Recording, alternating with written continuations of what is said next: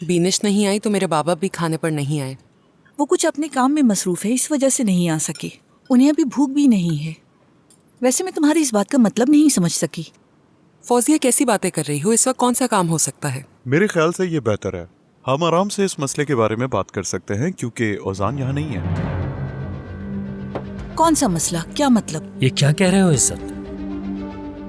आज मैंने इंसिया की दादी अतीका साहिबा और कदीर की अम्मी को चाय की दावत पे बुलाया था। क्या? हाँ। पर क्यों? तुमने मुझे क्यों नहीं बताया? तुम्हें परेशान नहीं करना चाहती थी। तो क्या बात की तुमने? दरअसल मेरे बुलाने का मकसद ये था कि असल में वो लोग चाहते क्या हैं, प्लान क्या है उनका, ये सब कुछ जानना चाहती थी। और मैंने ये भी कहा कि उस इंसिया की कदीर से शादी करवा के उसे जल्दी यहाँ से ले जाएं। और यानी तुमने बहुत अच्छा किया। लेकिन क्या वो इस बात पर कायल हुए? वो सब राजी हैं? अतीका एक इज्जतदार औरत लगी मुझे, यानी वो ऐसी बातों को बखूबी समझती है। लेकिन कदीर की माँ, उसे नहीं समझ पाई हूँ। मिसाल के तौर पे मैं उसे समझ नहीं सकी कि वो चाहती क्या है। उलझन का शिकार थी। वो कह रही थी कि आप मेरे बेटे की बेइज्जती कर रही हैं इस तरह, और तरह तरह की बातें कर रही थी जो मेरी समझ से बिल्कुल बाहर थी।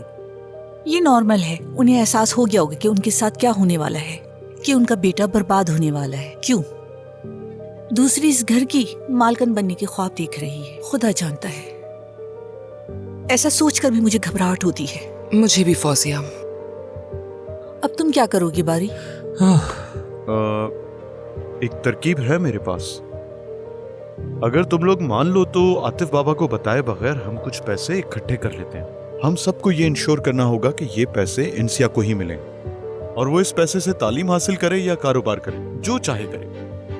आप सब मेरी बात समझ रहे हैं ना? नहीं नहीं नहीं, ऐसा नहीं हो सकता, हरगिज भी नहीं। अगर मुझे जरूरत पड़ी तो मैं ओजान को इस घर से बेदखल कर दूंगा, लेकिन उस लड़की को पैसे नहीं दूंगा, याद रखना मेरी बात। अगर पैसे नहीं दिए तो आगे जाकर हिस्सा देना पड़ेगा।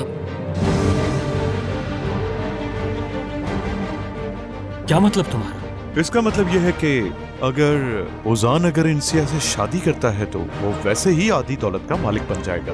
क्यों फिलिस?